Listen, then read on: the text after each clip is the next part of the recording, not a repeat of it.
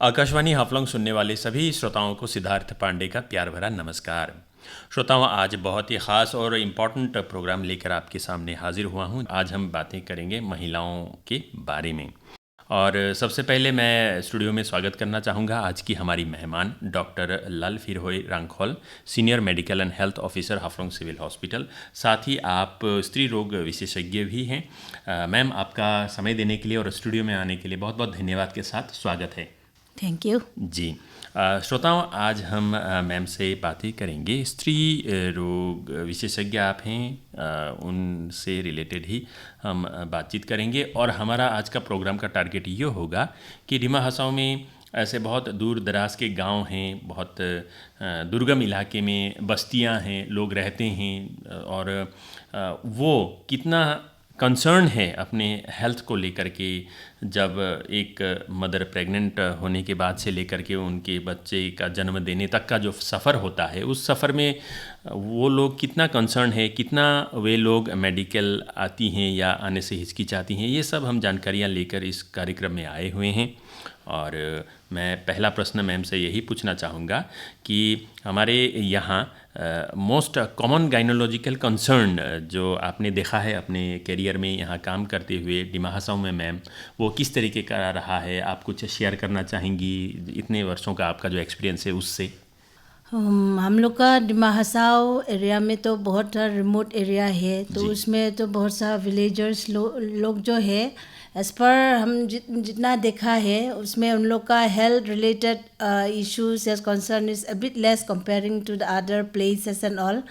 तो एक तरफ है, जब प्रेग्नेंट लेडी होता है उसमें भी बहुत सा एरिया है जो पेरिफेरी में है, औरत लोग है अभी तक दे आर लीस्ट कंसर्न और अनअवेयर कि उन लोग को हॉस्पिटल जाना है, चेकअप करना है, वो करना है बोल के उन लोग को अभी तक इतना जानकारी नहीं है। फिर भी हम लोग का डिपार्टमेंट से we are trying our best to make them aware कि क्या क्या क्यों ज़रूरी है, क्यों आना है, क्या, ताकि उन लोग का फ्यूचर जनरेशन और फ्यूचर हेल्प बच्चा के लिए हो, वो सब के लिए अच्छा होने के लिए। तो ऐसे देखा जाएगा कि हम लोग का प्रेग्नेंट लेडी लोग जो है पेरिफेरी में भी अभी भी बहुत सा है कि एवरी डिमा हसाओ में भी बहुत सा सब सेंटर जो है उसमें भी हम लोग का मेडिकल स्टाफ है, जैसे एएनएम है, आशा है, आंगनवाड़ी वर्कर्स है, और सीएचओ कम्युनिटी हेल्थ ऑफिसर लोग है, वो लोग भी वहाँ अपना रेस्पेक्टिव सब सेंटर में पोस्टेड है। तो अभी पहले के जैसा तो नहीं है, इम्प्रूवमेंट तो बहुत हुआ है। उन लोग मैक्सिमम स्टाफ पेरिफेरी में भी पोस्टेड है बोल के। तो फिर भी हम लोग देखा जाएगा कि एज ए होल इन डिमा हसाओ हम लोग का health scenario is not up to the mark. जो गवर्नमेंट ट्राई कर रहा है, कोशिश कर रहा है, उसका जैसा तो अभी तक नहीं हुआ है। फिर भी I hope that in future कि हम लोग का ये हेल्थ अवेयरनेस और ज़्यादा अच्छा होगा, ताकि हम लोग का महिलाओं का वो वुमेन एसोसिएशन, वुमेन ऑर्गेनाइजेशन और वुमेन हेल्थ और अच्छा से हो पाएगा बोल के हम आशा करता है। जी मैम, इसी बात को आगे बढ़ाते हुए अब ये आपसे पूछूंगा कि जो यहाँ हमारी महिलाओं संबंधी बहुत सारे प्रॉब्लम्स होते हैं, जैसा मेंस्ट्रुअल साइकिल हो गया, सेक्सुअल हेल्थ और फैमिली प्लानिंग के बारे में हमारी यहाँ की महिलाएं, स्पेशली रूरल एरियाज़ की महिलाएं कितना कंसर्न है मैम, और उनको और कितना कंसर्न होना ज़रूरी है? हमारा यहाँ पेरिफेरी में भी देखा जाए, मैंने ऐसे होल नॉट ओनली पेरिफेरी, मैंने प्रॉपर एरिया में भी हम लोग का मेंस्ट्रुअल साइकिल बोलो, उन लोग का प्रॉब्लम या फैमिली प्लानिंग, उसका अभी तक प्रॉब्लम तो है। बहुत सा एरिया में भी अभी भी क्वैक्स जो है या कुछ अनसेफ एबॉर्शन, वो सब भी अभी भी प्रैक्टिस होता है। फिर भी मैंने कंसर्न या मैंने अवेयरनेस तो अभी भी थोड़ा कम है। तो इसमें हम जैसे हम बोला है कि पेरिफेरी में जो स्टाफ है, उन लोग मेडिकल स्टाफ है, उन लोग का थ्रू से भी they can be aware and they can get the help. जैसे हम लोग का गवर्नमेंट, हम लोग का प्रोग्राम होता है हम फैमिली वेलफेयर की तरफ से, जैसे पॉपुलेशन फोर्टनाइट बोल के, उसमें हम लोग वो करता है family planning. We mainly concentrate on the family planning. जैसे उसमें जो वुमेन है जो फैमिली कंप्लीट है या जिसको बट वो करना है, गैपिंग रखना है। तो और जिसको और बच्चा नहीं चाहिए उन लोग के लिए मैंने वो होता है टेम्पररी फैमिली प्लानिंग होता है और परमानेंट मेथड भी होता है। तो वो लोग का near by sub centre, near by health centre में वो लोग टेम्पररी वाला मदद ले सकता है। जैसे हम लोग का वो होता है टेम्पररी मेथड में, जैसे IUCD इंट्रायूटेराइन कॉन्ट्रासेप्टिव डिवाइस है एक, तो इसके बाद ओरल कॉन्ट्रासेप्टिव पिल्स है, और इसके बाद फिर वो मेल के लिए वो कॉन्डोम वो सब यूज़ कर सकता है वो फैमिली प्लानिंग का उसमें। तो और एक परमानेंट मेथड है। परमानेंट मेथड में हमारा यहाँ पे सिविल में भी होता है लेप्रोस्कोपिक ट्यूबल ऑक्लूशन बोल के, और इसके बाद फिर स्टेरिलाइजेशन। उसमें स्टेरिलाइजेशन में इट कैन बी फीमेल के लिए परमानेंट स्टेरिलाइजेशन होता है और मेल के लिए भी होता है। तो ये प्रोग्राम जो पॉपुलेशन फोर्टनाइट जो होता है हमारा हर साल में एक महीना का वो होता है प्रोग्राम। उसमें हम लोग क्या करता है, हर पेरिफेरी का जितना एलिजिबल कपल्स और एलिजिबल जो वो करता है वो लोग, if they want to opt for permanent sterilization then उन लोग को हम लोग हाफलोंग में लेके आता है, हाफलोंग सिविल हॉस्पिटल में। Then for that laparoscopic tubal occlusion method doctors from outside, जैसे आउटसाइड डिमा हसाओ को उन लोग को बुला के हम लोग एक दिन कैम्प या 2 दिन कैम्प रख के हम लोग वो प्रोग्राम तो करता है। और लेकिन वो जो टेम्पररी मेथड जैसे IUCD हो वो सब तो हम लोग पेरिफेरी का जो सब सेंटर है वो सब में भी अवेल कर सकता है। जैसे हम near by primary health centre, near by community health centre या मॉडल हॉस्पिटल वो सब में अवेल कर सकता है। That you can avail any time. वो तो आप लोग अपना पेरिफेरी का डॉक्टर्स CHO हो या ANM हो वो लोग अवेल कर सकता है, because all are train to avail that method और IUCD and OCP and everything. That is the one method. That is one topic on family planning. And then some family planning that is a permanent sterilization, वो तो हम लोग उसमें भी कर सकता है, ऑपरेशन के बाद में भी कर सकता है। जैसे हम लोग सिजेरियन सेक्शन करने का बाद में अगर if the patients want and the attendant wants, they want for a permanent sterilization, permanent method, then after cesarean we can, after the intra-cesarean section we do the permanent sterilization. Normal delivery also, if the patient they want to go for sterilization, we can go for that permanent sterilization also. That is the one method for what we do in regarding the family planning. Yes. And then and others and all, then OCP and oral contraceptive pills, and also that we can the patient can take from their nearby sub-center or from the district hospitals or anywhere from the health facilities. They can take this method if they want to use all those methods. Then. Okay. जैसा कि family planning की हम बातें कर रहे हैं ma'am, अब ये आपसे पूछना चाहूँगा कि बच्चों में गैप, जो एक बच्चा होने के बाद दूसरे बच्चे कंसीव करने का गैप कितना रखना चाहिए पेरेंट्स को, उन महिलाओं को, ये इसके बारे में थोड़ा अगर जानकारी देंगी तो बहुत अच्छा रहेगा। देखा जाएगा तो मैंने एक बच्चा और सेकंड बच्चा का गैप तो हम लोग एडवाइस करता है मिनिमम 3 years। मिनिमम 3 years हम लोग जब बोलता है कि maybe a caesarean section और maybe a normal delivery, क्योंकि हम लोग उसी टाइम में 3 years गैप क्यों बोलता है, उसी टाइम में क्या होगा, मम्मी का मेंटल स्टेटस भी थोड़ा स्टेबल हो जाएगा और उसका हेल्थ स्टेटस भी इम्प्रूव हो जाएगा। जैसे ड्यूरिंग डिलीवरी, नॉर्मल डिलीवरीज भी उसमें ब्लीडिंग तो होगा, मिनिमम तो normal delivery 500 ml during delivery में होता है, और during caesarean section minimum 1500 ml वो सब तो ब्लीडिंग होता ही है। तो उसका हेमोग्लोबिन लेवल भी अगर नॉर्मल है होने से भी फिर भी पोस्टपार्टम पीरियड में उन लोग का हेमोग्लोबिन स्टेटस थोड़ा कम भी हो सकता है और नहीं भी हो सकता है। It can be may be normal state also, but the thing is that हम लोग का जो सिजेरियन सेक्शन होता है तो इनिशियल मैंने वो जो सिलाई जो पड़ता है उसमें it takes minimum 3-4 months to heal from inside and outside the skin, तो it may takes 45 days or within days it may take to heal, but inside the layers of the uterus and all it takes minimum 3 months and all. So during that period, and then after delivery and normal delivery also, उसमें भी क्या होता है कि हम लोग का gap जो advice करता है mainly for the baby and for the mother, so that they will be mentally stable and then emotionally stable, and then so that during this 3 years gap they will be stable enough to take care of the next child, so that they will be no problem for the baby also. Okay ma'am, यहाँ मेरा मन में एक प्रश्न आ रहा है ma'am. हम ये जो क्वेश्चन है ये मैं सिर्फ रूरल एरिया तक ही कंस्ट्रेंट करना नहीं चाहूँगा. ये अर्बन एरिया के पेरेंट्स में भी मैंने देखा सुना है कि एक बच्चा हो गया तो सेकेंड प्लानिंग भी वो लोग बिलो 3 साल से पहले से ही कर देते हैं, और उनका ये एक मेंटेलिटी सोच रहता है कि एक ही साथ 2 बच्चा बड़ा हो जाएगा. तो ये कितना राइट है, रॉन्ग है? रॉन्ग ही है आपके कहने से लग रहा है, क्योंकि ये मदर हेल्थ के ऊपर इश्यूज आ जाता है. तो ये पढ़े लिखे लोग भी इस तरीके का प्रैक्टिस अपनाते हैं मैम, उनके लिए आप क्या एडवाइस देना चाहेंगी? हाँ, बहुत से लोग तो अनफॉर्चुनेटली क्या होता है, वो लोग का 3 years gap, they think that they will keep a 3 years gap and they don't go for family planning method, which I have said before. But the thing is that accidentally if they conceive, then some couples are there that my child is too young, so I don't want to continue the pregnancy, and they opt for abortion, MTP and all. That is the most not good method to go for an MTP, and especially post cesarean. Post cesarean में क्या होता है, जैसे पहले बोला, उन लोग का सिलाई और वो सब का वो आता है, ठीक टाइम लगता है.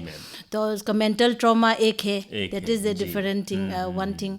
तो इसमें हम लोग का वो जो जैसे आपने बोला कि उन लोग का वो थिंकिंग होता है कि फर्स्ट चाइल्ड सेकंड चाइल्ड जल्दी होने से जल्दी एक साथ बड़ा हो जाएगा. एक साथ तो बड़ा हो जाएगा, लेकिन the thing is the care, जो बच्चा का केयर चाहिए वो वाला दोनों को इक्वली नहीं दे पाएगा. जैसे वो पहला बच्चा को उसने केयर दे दिया, अच्छा से दे दिया, जैसे एग्जांपल ले सकते हैं, उसके लिए उसने अच्छा से कपड़ा या नेपी या जो भी चीज़ खाया था फर्स्ट बच्चा के लिए, तो she don't have the time.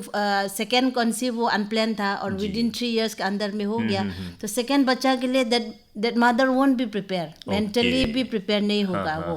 Then उसका वो फर्स्ट बच्चा में जैसे उसने जैसे केयर लिया, जैसे हम लोग बोल सकते एंटीनेटल केयर जितना था, उसने एवरी मंथ वो जाके चेकअप करते रहा, चेकअप मैंने, तो उसका जो फ्रूट्स मिला वो तो उसका पहला बच्चा तो अच्छा ही था.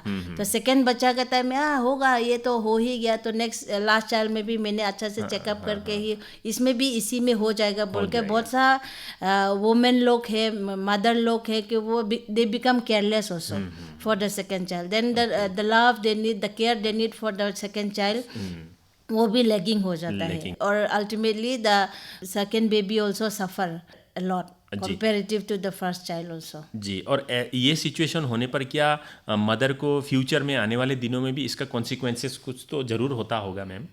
हाँ, उन लोग का तो suppose first child and second child gap में जो इतना नहीं रख पाता है, तो जैसे हमारा सिजेरियन सेक्शन जब होता है तो उसका हाई रिस्क और बढ़ता है.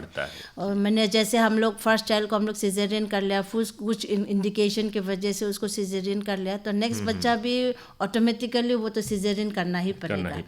Then the first child is, मैंने suppose we have delivered the first child in the term, जैसे हम लोग का जब टर्म बोलता है तो 40 वीक जेस्टेशन को हम लोग फुल टर्म बोलता है ना, तो उसके वजह से मैंने कुछ प्रॉब्लम की वजह से उसका सिजेरियन करना पड़ा.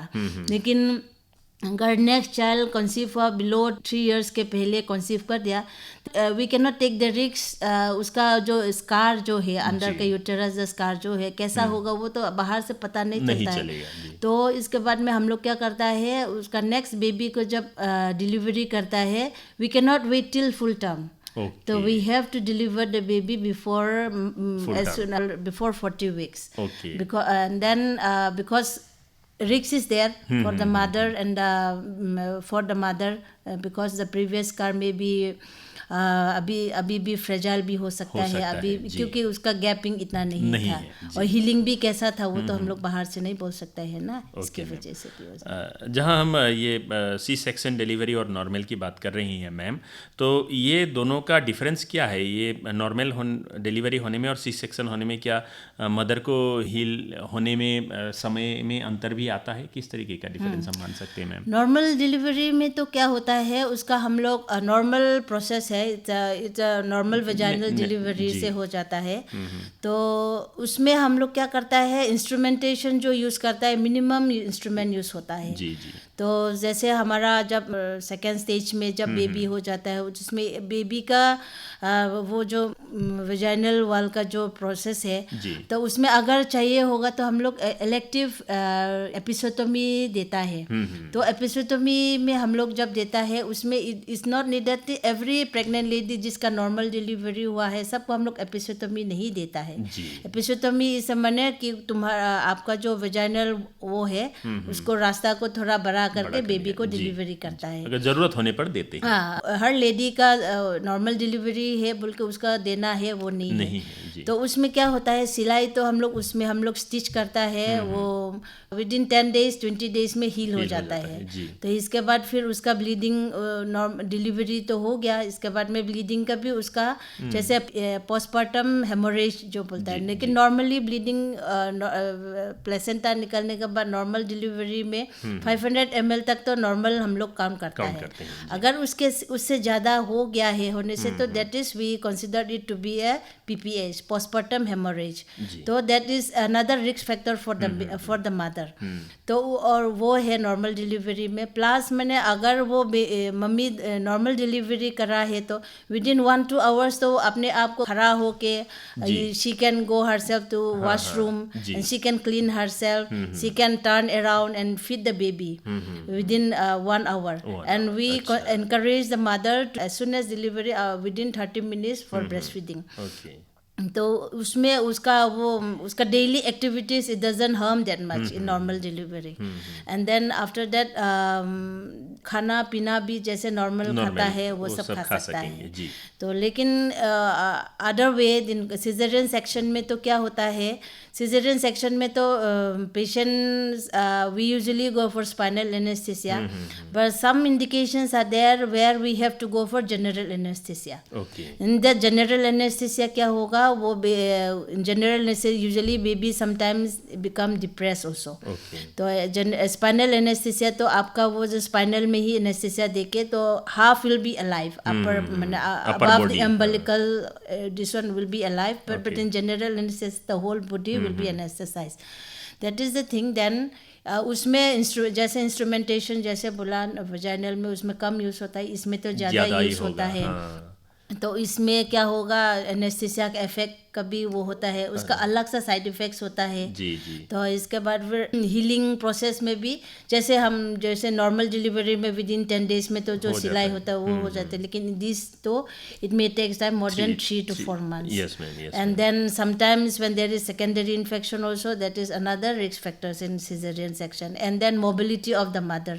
Post delivery जैसे हमारा नॉर्मल डिलीवरी में जैसे बोला था within hour they can move around, but in cesarean section they cannot move around at least for 6-7 hours until an anesthesia wean off. But anesthesia wean off होने के बाद में भी फिर क्या होता है, बहुत लोग तो पाँव हिला नहीं सकता, खुद मैंने they feel scared and they don't move about also ना, and automatically then breast feeding का प्रॉब्लम भी आ जाएगा उसमें, क्योंकि वो हिल नहीं पा रहा है तो ब्रेस्ट फीडिंग भी अच्छा से नहीं कर पाता है। That is the differences which we see in cesarean and normal.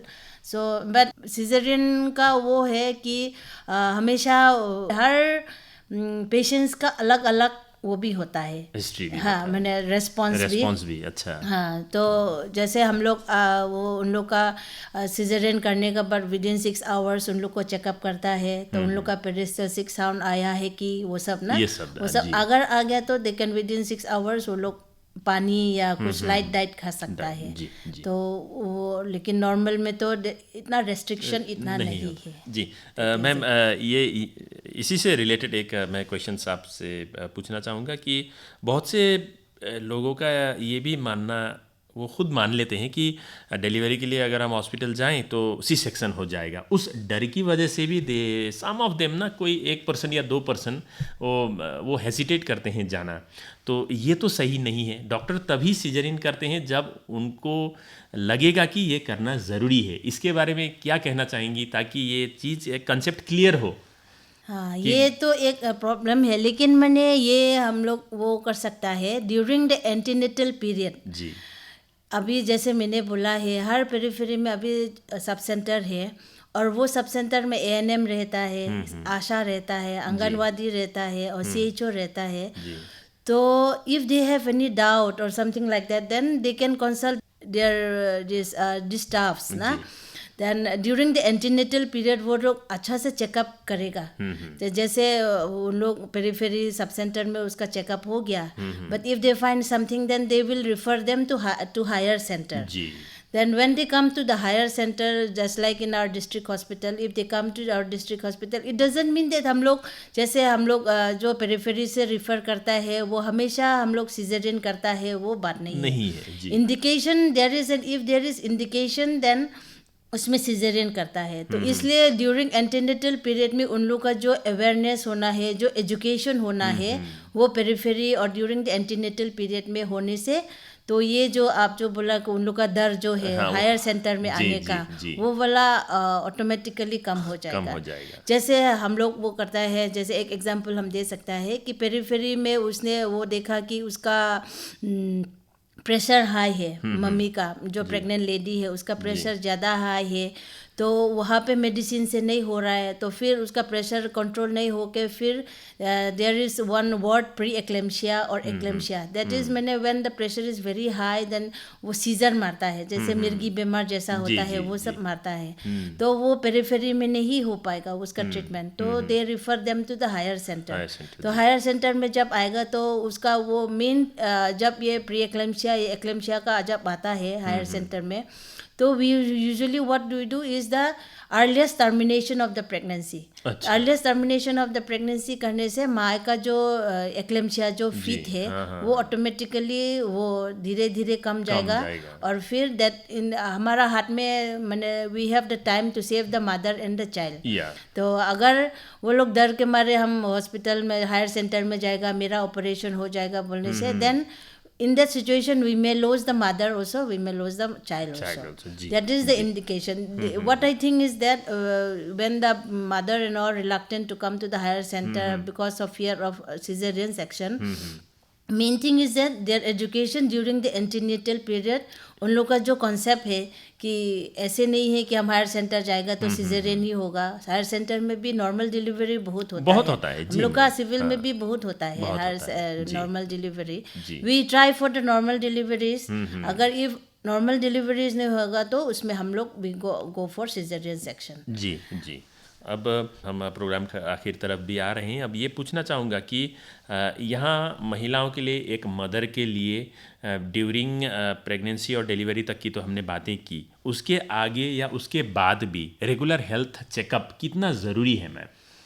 हाँ, एक लेडी उसके लिए बिफोर डिलीवरी या आफ्टर डिलीवरी वो तो एक, ड्यूरिंग डिलीवरी आफ्टर डिलीवरी वो तो अलग बात है जी। लेकिन ड्यूरिंग द टीनेज में भी हम लोग को वो हेल्थ चेकअप तो करते रहना है। And we have adolescent clinic भी होता है। एडोलेसेंट क्लिनिक हमारा महासाव में तो अभी तो नहीं है, फिर भी we are trying, I think they are trying to open one adolescent clinic में। क्या होता है उसमें उन लोग को एजुकेशन एंड अवेयरनेस देता है ऑन अबाउट टीनेज लोग को, उन लोग को वो एजुकेशन देता है। तो फिर जैसे अभी आप एक लड़की है उसका मेंस्ट्रुअल साइकिल शुरू हो गया है, ये आजकल उन लोग का मेंस्ट्रुअल साइकिल भी जल्दी शुरू हो रहा है। बहुत सारा देखा है हम लोग क्लास 2 क्लास 3 में भी मेंस्ट्रुअल उन लोग का मेंस्ट्रुएशन मेनर्की शुरू हो गया है। पहले तो उन लोग का क्लास 8 क्लास 9 वो सब में मेनर्की हो जाता था, लेकिन अभी तो मैंने क्लास 2 क्लास 3 में भी उन लोग का मेनर्की शुरू हो जाता है। तो उसमें क्या है, उन लोग का हेल्थ एजुकेशन ज़रूरी है ताकि क्योंकि उन लोग का जब अभी उन लोग का मेनर्की शुरू हो गया तो उन लोग का हेल्थ एजुकेशन या सेक्सुअल एजुकेशन वो सब एजुकेशन अच्छा से नहीं मिलने से क्या होगा, there will be a chance of teenage pregnancy. Then that teenage pregnancy is a very high risk pregnancy. And some to what to say to when they have teenage pregnancy, some to they reveal, some to they go for their abortion which is illegal, and they go to the illegal method. And in doing all those things, then ultimately sometimes during teenage abortion and all, then there may be a loss of life, yes, and there can be a future also. लोग का future भी कभी कभी क्या हो जाता है, डूम हो जाता है, क्योंकि वो एक बार एबॉर्शन कर लिया, फ्यूचर में कैसे वो उसका हेल्थ वाला प्रॉब्लम हमेशा रह जाता है. तो इसलिए मैंने health education is the main thing. और वो बिफोर शादी के पहले वाला भी मैंने पूरा अच्छा से अपना हेल्थ चेकअप तो रेगुलर करने से अच्छा है. Health checkup and sexual education is important, very important. And regarding our diet and all also that is very important, because अभी हम लोग का मैंने मेडिकल उसमें कुछ प्रोग्राम भी होता है. उसमें जैसे टीनेज लोग को वो आयरन वो सब सप्लाई करता है, मैंने डिस्ट्रीब्यूशन वो सब होता है ताकि प्रिवेंट एनीमिया. ड्यूरिंग प्रेगनेंसी का जो हेल्थ मदर लोग का जो एनीमिया होता है, वी कैन प्रिवेंट इफ उसका टीनेज लाइफ से उसका हेमोग्लोबिन लेवल या वो सब थोड़ा नॉर्मल होने से तो फ्यूचर में भी उन लोग का एनीमिक होने का चांस कम होता है. तो इसलिए मैंने main thing what I think is that health education plus sexual education and then health मैंने awareness should be more among the teenage में ज़्यादा ज़रूरी है, इम्पोर्टेंट है. जी मैम, आपसे बातें करने का तो और सारे क्वेश्चंस हैं, लेकिन वक्त की कमी भी है. आधे घंटा ही हमारा चंक का टाइमिंग है. आज के लिए हम इतने में ही इस कार्यक्रम को समेटेंगे और आपके साथ इस टॉपिक पर आगे की बात ज़रूर करेंगे. मैम, आपने समय दिया और हमारी स्टूडियो में आई, इसके लिए आपका बहुत बहुत धन्यवाद. Thank you so much. जी श्रोताओं, चलिए आज का कार्यक्रम इतने में ही समाप्त करते हैं. आज हमने बातें की आज की हमारी मेहमान डॉक्टर लाल फिरोय रांगोल जी के साथ. आप senior medical and health officer Haflong civil hospital की हैं और साथ ही आप स्त्री रोग विशेषज्ञ भी हैं. उन्होंने काफ़ी अच्छी और महत्वपूर्ण जानकारियां इस कार्यक्रम में आज बांटी है. ये प्रोग्राम काफ़ी इन्फॉर्मेटिव रहा होगा आप सभी के लिए. इसी आशा के साथ अब सिद्धार्थ पांडे को इजाज़त दीजिए. सभी श्रोताओं का बहुत बहुत धन्यवाद. नमस्कार.